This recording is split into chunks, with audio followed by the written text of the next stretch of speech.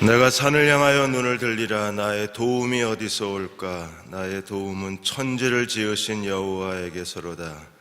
여호와께서 너로 실족지 않게 하시며 너를 지키시는 이가 졸지 아니하시리로다. 하나님, 우리가 주 앞에 걸어갈 때 하나님 실족하지 않게 하여 주시고 우리를 지키시는 하나님과 동행할 수 있는 주의 거룩한 종들이 되게 하여 주옵소서. 오늘 밤 마음을 다하여 기도할 때 나의 도움이 어디서 올꼬? 나의 도움은 천지를 지으신 여호와에게서로다.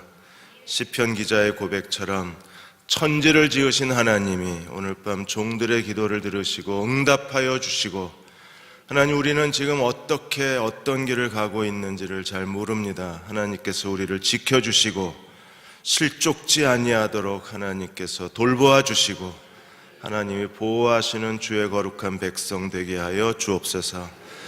하늘을 열어주시고 기도에 간절한 마음을 더하여 주사 오늘 밤 기도가 주의 마음에 합한 기도가 되게 하여 주셔서 하나님 응답하시고 저희의 마음에 기쁨이 충만케 하여 주옵소서.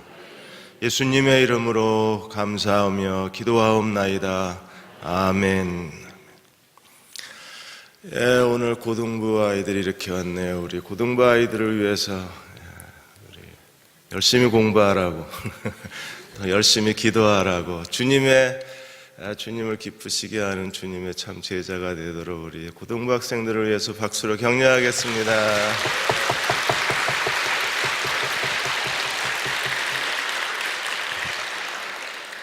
공부 얘기해서 미안합니다. 습관이 돼가지고.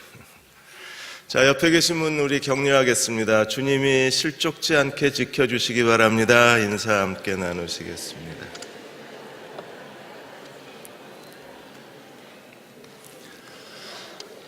오늘 사사기 12장 말씀 같이 나누겠습니다. 12장 1절에서 3절 말씀입니다. 사사기 12장 1절에서 3절 한 목소리로 함께 읽겠습니다.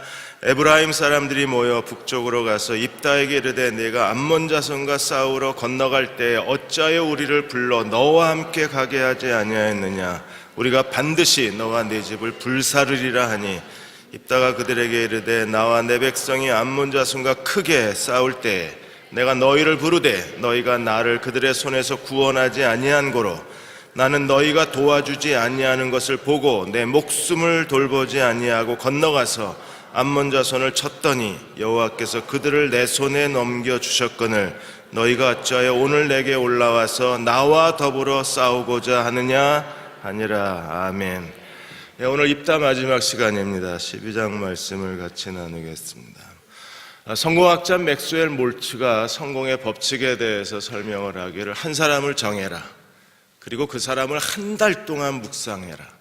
그래서 마치 그 사람이 살아있어서 나와 마주 앉아서 대화를 나누는 것처럼, 그 사람하고 상담하는 것처럼, 또 그 사람이 내게 뭔가를 충고해주는 친근감이 들 때까지 한 달 내내 그 사람을 묵상해라. 그리고 그 사람의 모든 것을 다 내 것으로 만들라.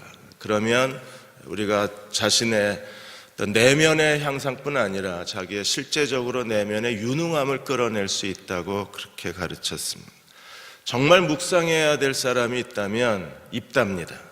입다의 그 언어의 영성이야말로 오늘 이 시대에 우리에게 정말 필요한 일이기 때문에 그렇습니다.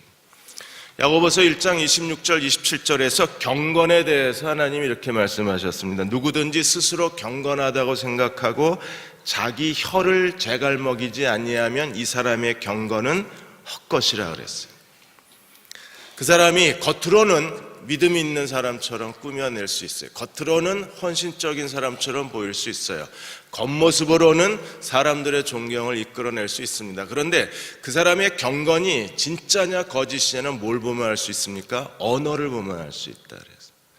그래서 만일에 그 사람이 자기 혀를 재갈먹이지 아니하고 자기 마음을 속이면 이 사람의 경건은 헛것이라. 하나님 앞에서 더러움이 없고 정결한 경건은 무엇입니까? 고아와 과부를 그 환난 중에 돌아보고 또 자기를 지켜 세속에 물들지 아니하는 이것이 참된 경건이라 그래요. 그래서 경건을 다룰 때 제일 먼저 다루는 게 언어입니다.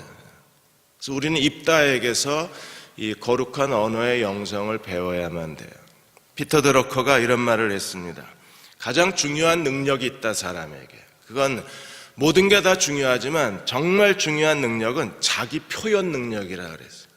자기를 표현할 줄 안다는 것, 그게 경영에 있어서 가장 중요한 자질이고, 자기가 뭘 생각하고 있는지, 자기 생각이 뭔지, 자기가 뭘 주장하길 원하는지, 자기 의견을 표현할 줄 안다는 것, 그게 그 사람의 잠재 능력을 그대로 보여준다고 했습니다.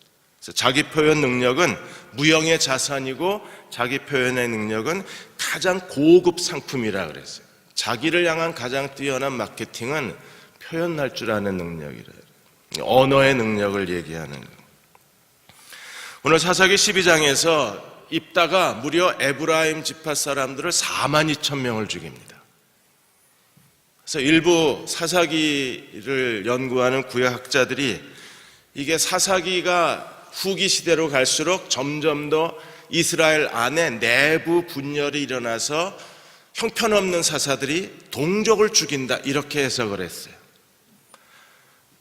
겉으로 보면 정말 형편없는 사사들이 자기 이기심과 자기 감정 때문에 동족을 죽이고 있는 것처럼 보여요.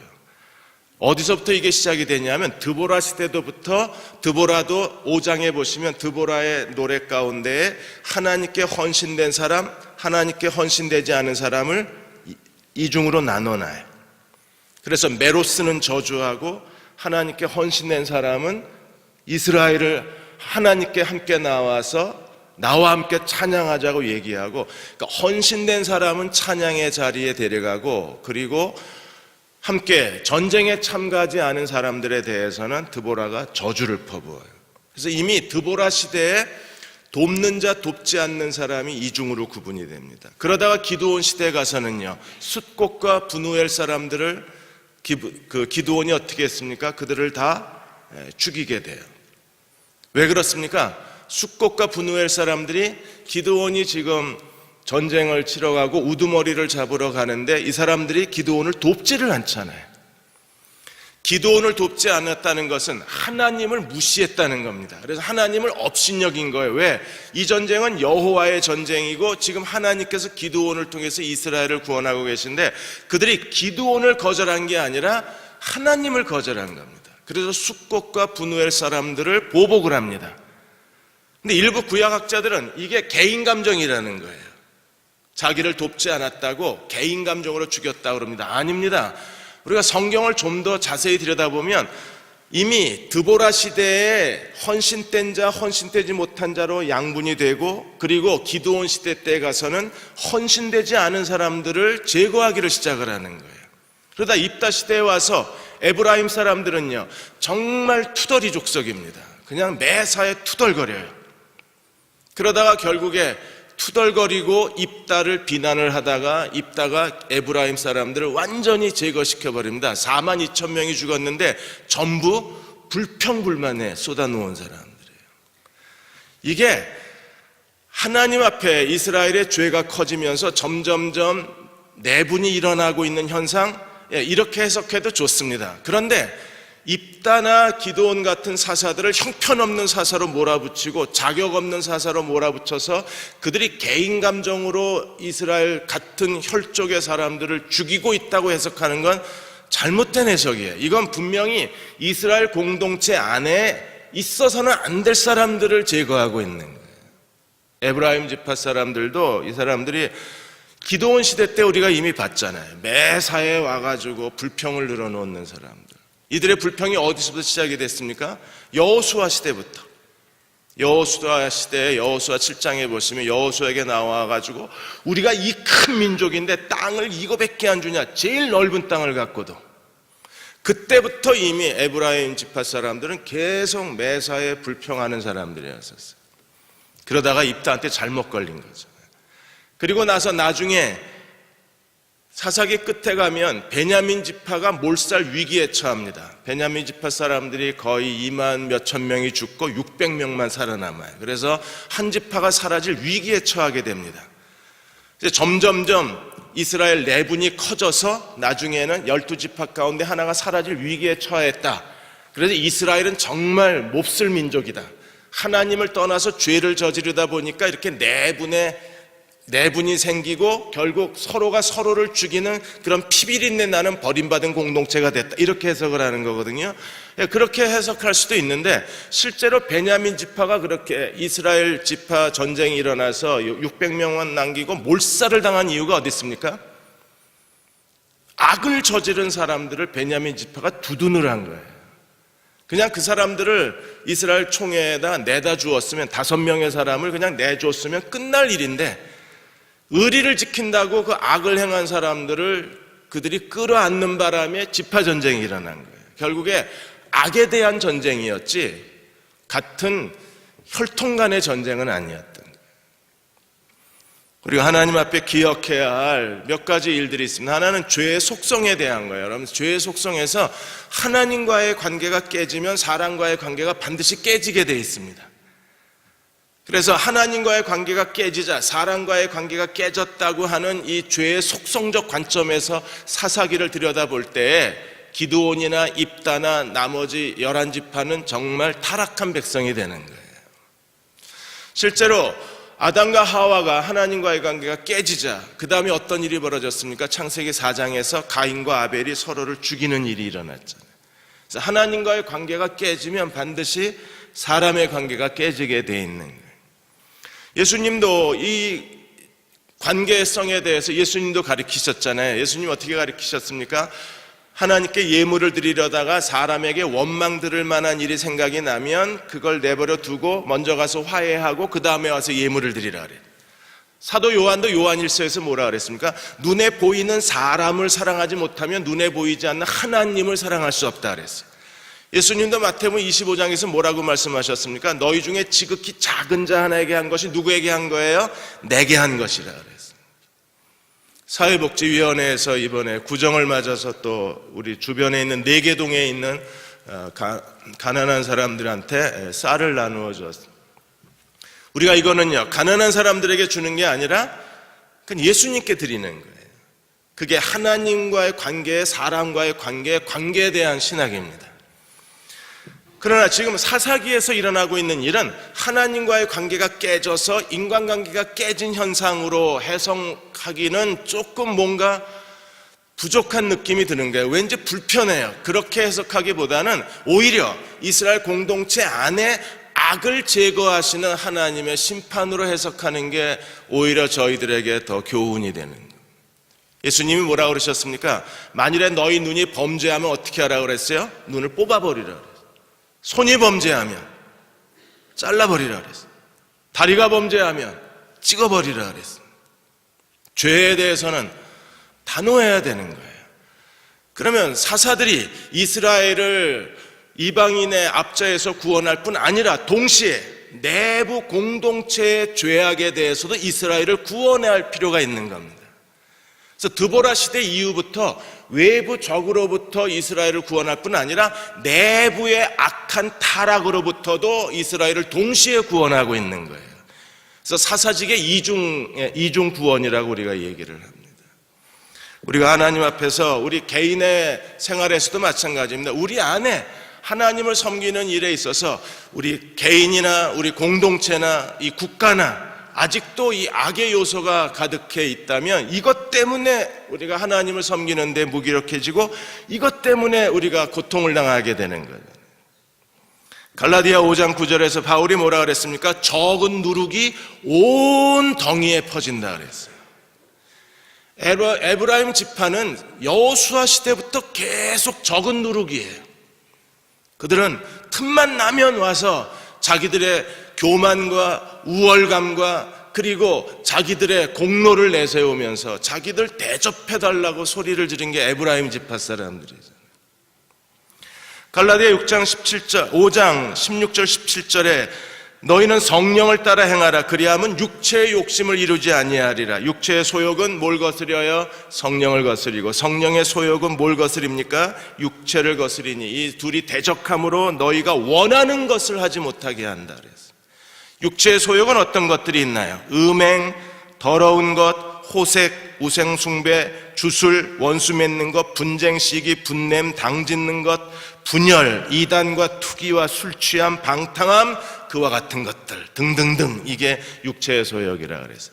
이것들은요, 어떤 특징이 있습니까? 바울이 뭐라 그랬어요? 이런 것들은 하나님 나라를 유업으로 받을 수 없다.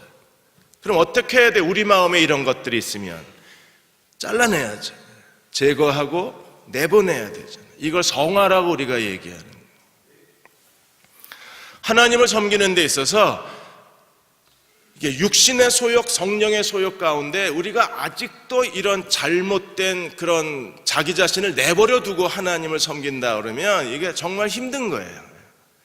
에브라임 지파가 전쟁 때마다 와가지고 기드온 시대에 와가지고 기드온을 위협을 했는데, 기드온은요 온순한 사람이니까 그냥 에브라임 지파 비위를 맞춰주고 그리고 계속 전쟁을 갔잖아요. 그런데 입다는 비위를 맞춰줄 수가 없는 거예요. 왜냐하면 비방만 한 게 아니라 입다를 모욕을 했습니다.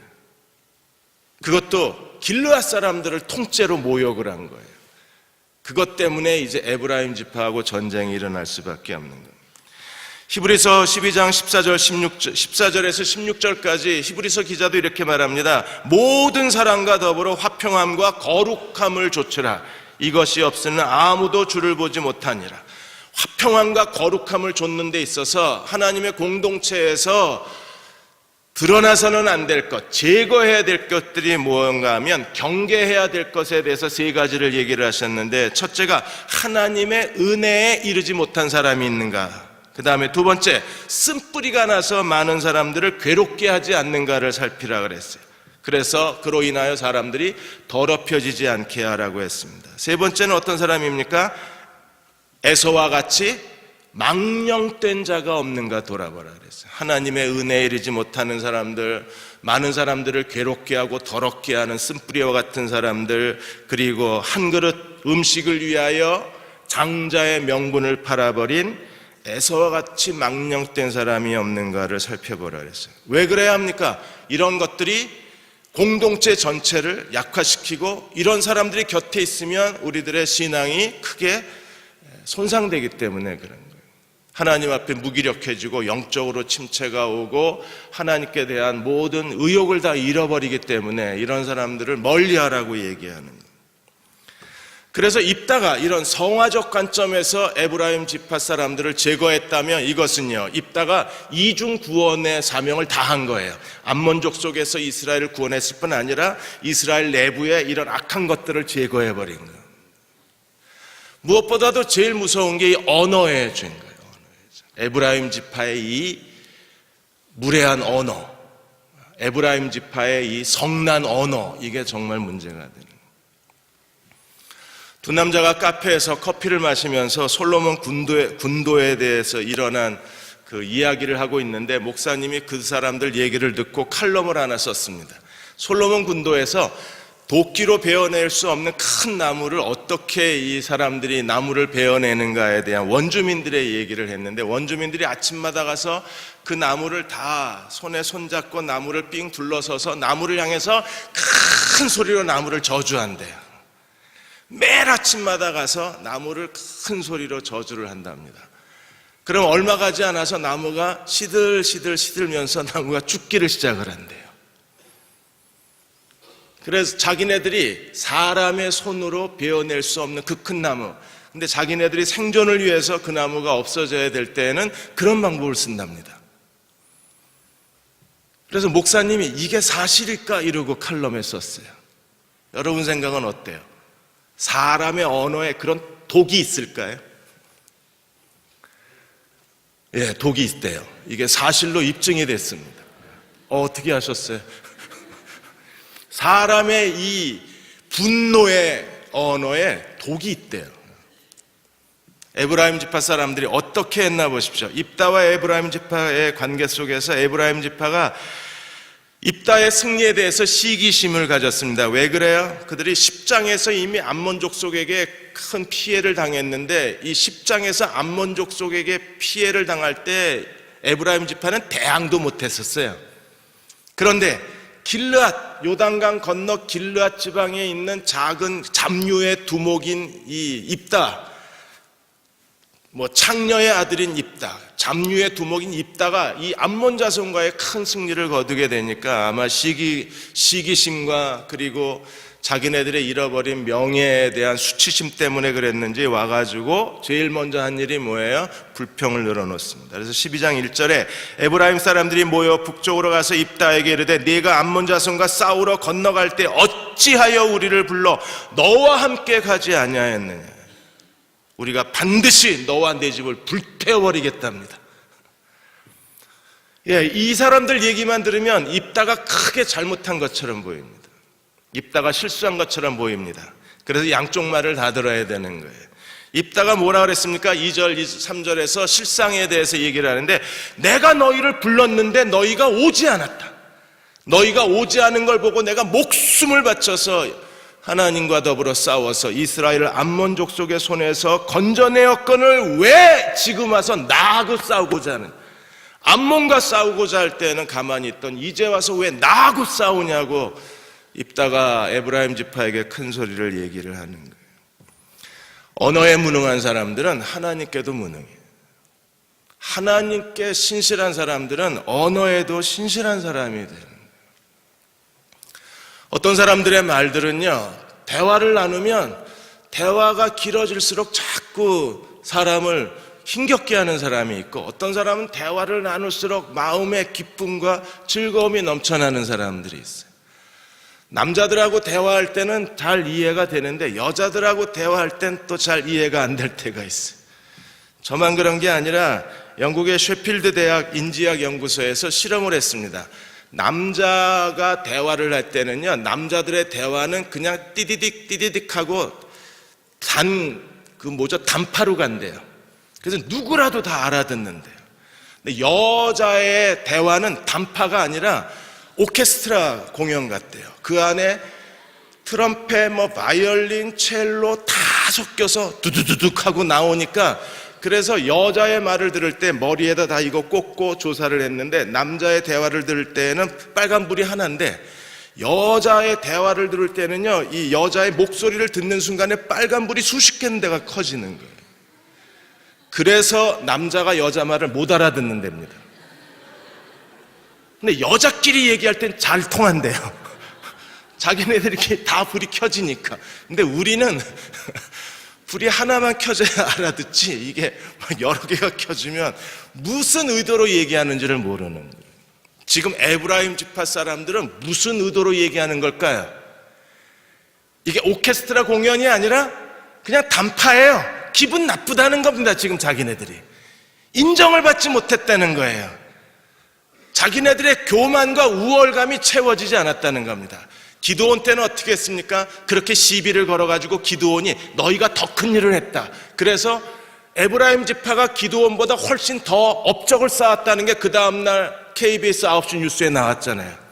그러니까 이게 재미가 들려서 또 입다에게 시비를 거는 겁니다. 왜? 입다의 공적을 가로채고 싶은 거예요. 근데 입다가 만만한 사람이 아니에요. 우리가 하나님 앞에 말할 줄 아는 그리스도인이 돼야 되는 이유가 여기에 있는 거예요.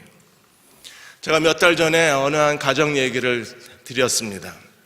그 가정의 아이가 계속 정신과 치료를 받는 거예요. 우울증 때문에. 그래서 부모님이 정말 간절히 이 아이를 위해서 기도했는데 아무리 기도해도 아이가 차도가 안 생기는 겁니다. 믿음으로 했습니다. 간절하게 했습니다.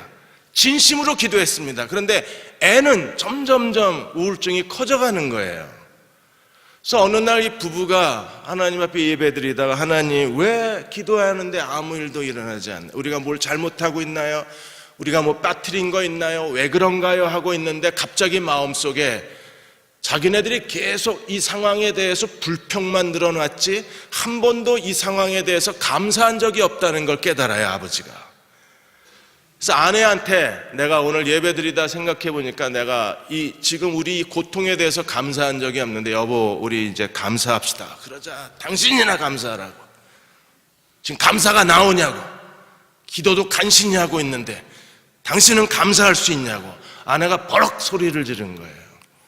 그래서 남편이 먼저 감사하기 시작했습니다. 하나님, 아이가 그래도 중환자실에 들어가 있는 게 아니니까 그래도 저렇게 가끔 웃어줄 수 있는 딸 하나님 감사합니다. 이렇게 오래 기도했는데도 딸이 아무런 차도가 없는 거 하나님 감사합니다. 우리보다 더 오래 기도한 사람도 있을 텐데 그래도 하나님 아무 변화가 없는데도 오늘도 기도할 수 있는 거에 대해서 감사합니다. 절망하고 주저앉을 수 있는데 그래도 절망하지 않고 하나님 바라볼 수 있게 해주셔서 감사합니다. 그리고 감사하기 싫은데 감사할 수 있게 해주셔서 감사합니다. 매사에 억지로 갖다 붙이는 거예요. 그러다 어느 날 아내가 그 모습을 보더니 자기도 감사하겠다고. 그래서 하나님, 정말 하나님 이름도 부르기 싫은데 제가 감사합니다. 제 딸을 보면 죽고만 싶은데 그래도 감사합니다. 근데 어느 날 정말 마음에 따뜻함이 밀려오면서 진정한 감사가 되더래요. 마음에 감사하기 시작하니까 기적이 일어난 겁니다. 아이가 갑자기 회복되기를 시작을 하고 의사가 아마 평생 약 먹어야 될지도 모른다 그랬는데 그냥 불과 며칠 만에 아이가 완전히 회복이 되어져 버린 거예요.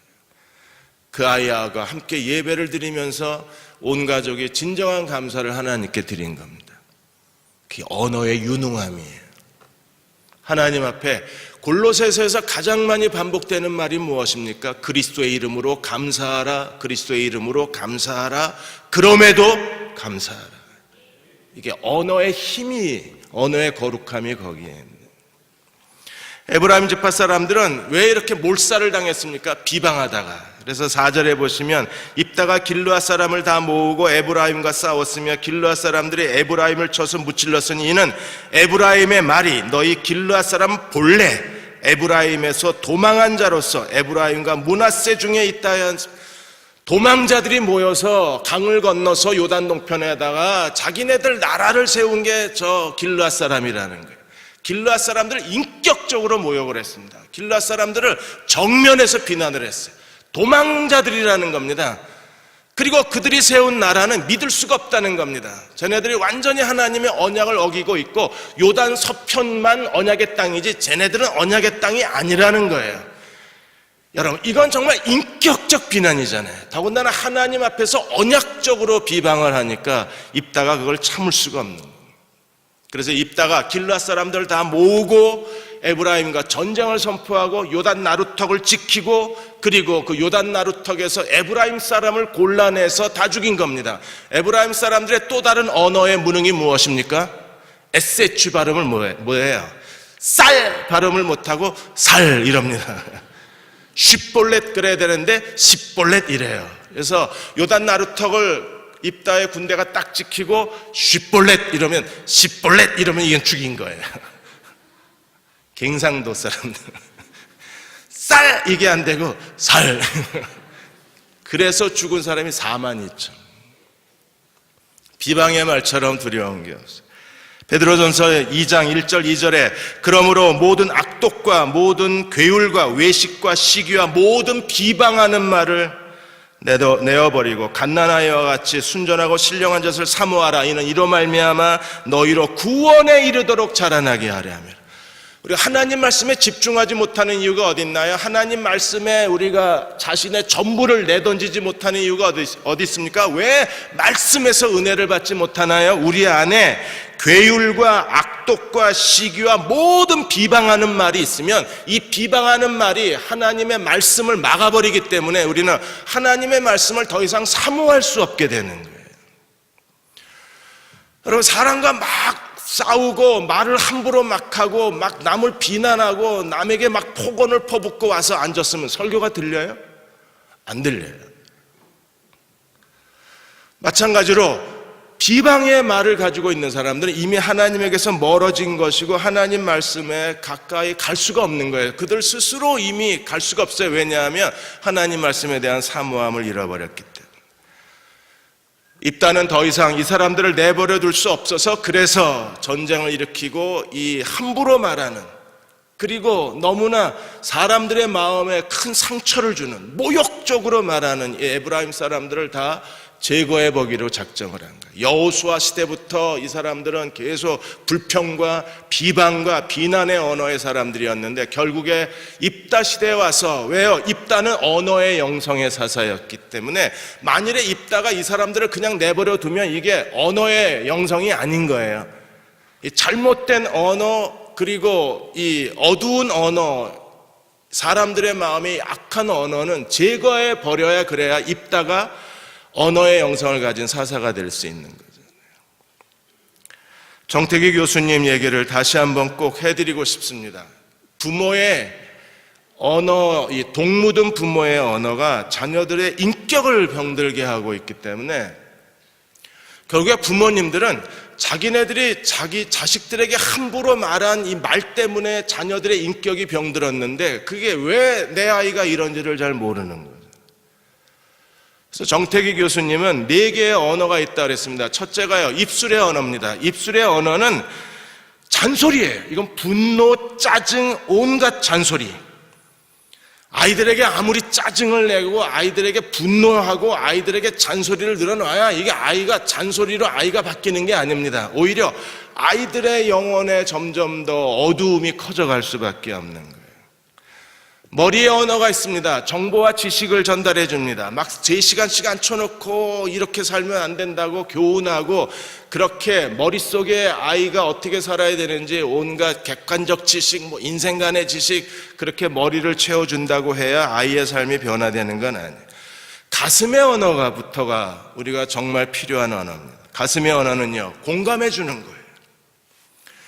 엄마 힘들어 그랬을 때, 야, 네 딴에 다 힘들지 뭐 너만 힘들어 이러면요, 이게 입술의 언어예요. 아이가 힘들다 그랬을 때, 그렇지, 힘들지, 어떡하냐 우리 아들 힘들어서, 어떡하냐 우리 딸 힘들어서, 이렇게 공감의 언어를 해줄 때 이게 가슴의 언어가 되잖아요. 부모가 자녀들의 말에 공감을 해주면 아이들이 자신감을 얻어요. 아멘 하잖아요. 근데 이걸 공감해 주기가, 부모가 너무 자식에 대해서 관심을 기울이지 못하고 자녀에 대해서 내가 사랑해야 할 대상으로 여기고 자녀를 대해야 되는데, 자녀를 자기가 사랑해야 될 대상으로 부모가 생각을 못하는 거예요. 그러니까 아이들이 뭘 얘기만 하면 짜증이 나고, 아이들이 뭘 얘기만 하면 공감을 못 해주고, 아이들이 뭘 얘기를 하면 귀찮아지는 겁니다. 그런데 부모로부터 이 가슴의 언어, 공감을 받은 아이들은 자존심도 강하고 인격도 균형 잡히고 스스로 자존감도 높아서 인격적으로 성장해 갈 수가 있어요. 그래서 여러분들이 정말 자녀를 사랑하면 자녀들의 모든 말에 대해서 공감해 줄 수 있어요. 힘들어 그러면 그건 정말 힘들어서 힘들다 그러는 거잖아요. 엄마 나 학원 안 가면 안 될까? 애가 정말 지쳐서 그런 얘기하는 거잖아요. 물론 개 중에 한 10,000명 중에 하나는 꾀부리느라고 안 가는 애도 있지만, 그러나 대부분의 아이는 이게 너무 힘든 거예요. 그럴 때 그걸 공감을 해줘야지, 그걸 앉혀놓고 또 잔소리를 하고 인생을 그렇게 사는 게 아니라고 또 도덕적 훈시를 하고 이러면 애는 도망갈 데가 없는 거예요. 가장 좋은 언어는 뭐 어떤 언어입니까? 혼의 언어예요. 혼의 언어는 말이 필요 없는 거예요. 몸으로 보여주는. 힘들어했을 때 아이를 끌어안고 그냥 아이가 엄마 품 안에서 울고, 그리고 위로를 받고 그럴 때까지 그냥 엄마 곁에 이렇게 품에 안아줄 수 있으면, 이거는요 아이가 죽을 때까지 잊혀지지가 않는 거예요. 언어로서 사랑이 전달이 돼요. 근데 우리는 대부분 다 입술의 언어, 머리의 언어지 가슴의 언어가 아니고 몸의 언어가 아니기 때문에 아이들이 외로워요. 그리고 누구로부터 위로를 받지를 못하는 거예요. 우리가 누군가 대화를 나누었을 때, 특히 부모님이 자녀와 더불어 대화를 나눌 때는 아이들의 10년, 20년 뒤를 바라보고 얘기를 해야 돼요. 이 아이가 10년 뒤에 어떤 아이가 될까? 여러분, 여기 고등부 아이들이 여기 와 있는데, 우리가 이 아이들을 바라볼 때 이 아이들의 10년 뒤에 어떤 아이들이 돼 있을까? 20년 뒤에는 이 아이들이 어떤 아이가 돼 있을까를 바라보고 대화를 나누고 그리고 그리스도의 제자로 양육하고 올바른 그리스도인으로 성장해 갈 수 있도록 교회가 모든 것을 다 이 아이들에게 투자할 수 있어야 돼요. 지혜로운 교회가 될 수 있고 그리고 이 아이들은 그 속에서 하나님의 은혜 가운데 성장할 수 있는 거예요. 경건의 언어의 사람들이 되십시다. 언어가 경건해야 그래야 하늘이 열리는 거예요. 경건한 언어는 인간관계만 열어주는 게 아니라 하늘을 열어요. 그래서 마가복음 11장 22절 24절에 이렇게 말씀하셨잖아요. 믿음에 대해서 설명하시는데 너희가 말하는 것이 이룰 줄 믿고 마음에 의심치 아니하면 너희 말대로 되리라. 그렇게 되면 얼마나 좋을까요? 너희 말대로 되리라. 그 사람들이 믿음의 언어를 가진 사람들이요, 하나님 앞에 충성된 사람들의 언어에 그런 하나님께서 입다의 영성처럼 그의 대화를 통해서 하나님의 뜻을 드러내어 주시고 그의 기도와 서원을 통해서 하나님께서 그에게 새로운 능력을 더하여 주시고 그리고 부정한 말, 모든 더러운 말을 용납지 아니하는 그 입다의 결단이 우리가 거룩한 하나님의 공동체를 만들어갈 때 하나님께서 우리 가운데 더 큰 일들을 이루어내실 수 있는 거예요. 입다가 죽었습니다. 입다가 죽고 난 다음에 어떤 일이 벌어졌나요? 3명의 소사사가 등장을 합니다. 입다 전에는 2명의 소사사가 45년을 통치했어요. 입다 후에는 3명의 소사사가 25년을 통치합니다. 그런데 이 소사사의 특징은 뭐가 있습니까? 아무것도 없습니다. 여전히 인본주의로 돌아가는 거예요. 우리가 언어의 영성을 잃어버리고 하나님께 충성된 세대를 잃어버리면 우리 안에 남아있는 것은요, 인본주의밖에 없어요. 이 3명의 소사사들이 한 일이 뭡니까? 12장 8절에 보시면 입다의 뒤를 이어, 입다는 가장 짧은 통치 기간을 가졌어요. 6년 동안밖에 그 사사로 통치하지 못했습니다. 그 다음에 8절에 그 뒤를 이어 베들레헴의 입산이 이스라엘의 사사가 되었는데 입산이 한 일이 무엇입니까? 아들 30과 딸 30을 두었어요. 60명의 아들 딸들을 뒀습니다. 그 아들 딸들을 가지고 이분이 뭐 하셨습니까? 딸들을 밖으로 시집 보내고, 밖으로 보냈다는 것은요, 그냥 시집을 보낸 게 아니라 전략적 결혼을 시킨 거예요. 아마 12지파의 최고 지도자 모든 아들 딸들하고 다 결혼을 했을 걸로 저희가 추정을 합니다. 그래서 자기의 정치적 야욕을 채우기 위해서 아들, 딸 30명을 전략적 결혼을 통해서 자기의 세력을 키워낸 사람이 입산이라는 사사였었어요. 여러분, 아들, 딸 많이 낳으셔서 전략적 결혼을 통해서 여러분 이 땅에서 부와 성공을 거머쥐시기를 축원합니다. 애라도 많이 낳으셔야 돼요. 그 다음에 입산이 죽은 다음에 엘론이 이스라엘 사사가 되었는데, 엘론이 사사가 되어서 한 일은 그나마 애도 안 낳았어요, 이 사람. 그 다음에 13절에 가시면 힐렐의 아들 압돈이 이스라엘 사사가 되었는데 이 사람은 정말 열심히 낳았습니다. 그에게 14절에 아들 40명이 있고 손자 30명이 있어서 어린 낙이 70마리를, 그러니까 아들 40에 손자 30까지 있었으니까 그나마 이 힐렐의 아들 압돈 사사는요, 그래도 미래가 보이는 사사입니다. 왜? 손자가 30명이니까. 그래서 이 사람들은요, 아들 40에 손자 30이 있어서 낙이 70마리를 탔으니까 그 당시에 많은 사람들이 부러워하는 그냥 부와 권력과 권세를 다 가진 사람이 이 마지막 사사 압돈이에요. 결국에 이 소사사들이 한 일을 보면 애 낳고 전략적으로 시집 보내고 아들 손자 낳고 그들이 어린 낙이 타고 전부 세속적 부와 인간적인 권세에 대한 언급밖에 없는, 하나님 앞에 올바른 언어의 경건한 언어를 잃어버리면, 언어의 지혜와 지식을 더하지 못하면, 언어가 하나님 앞에 거룩하고 성별된 언어로 하나님께 바쳐지지 못하면 결국 우리의 삶이 어디로 흘러가요? 인본주의로 흘러갈 수밖에 없는 거예요. 사람을 자랑하기를 시작해요. 오늘 하나님께서 우리에게 언어의 지혜를 더하여 주셔서 우리로 하여금 하나님께 더 충성된 사람이 되게 해주시고 거룩한 언어의 사람이 되게 해주셔서 하나님께서 마지막 때에 하나님이 능력 있게 쓰실 수 있는 그리스도의 종들이 되게 해주시기를 바랍니다.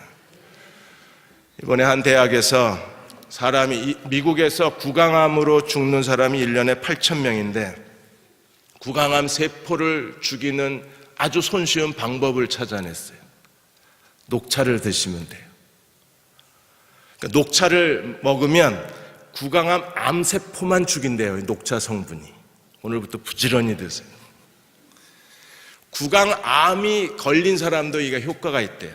세포를 다 죽이기 때문에. 그래서 구강암으로 인해서 죽는 환자들에게 희소식이 됐다 그랬습니다.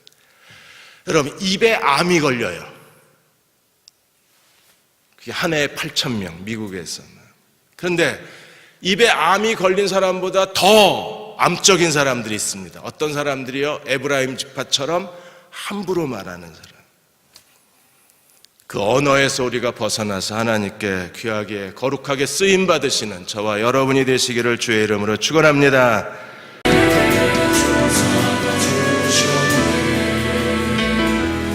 너를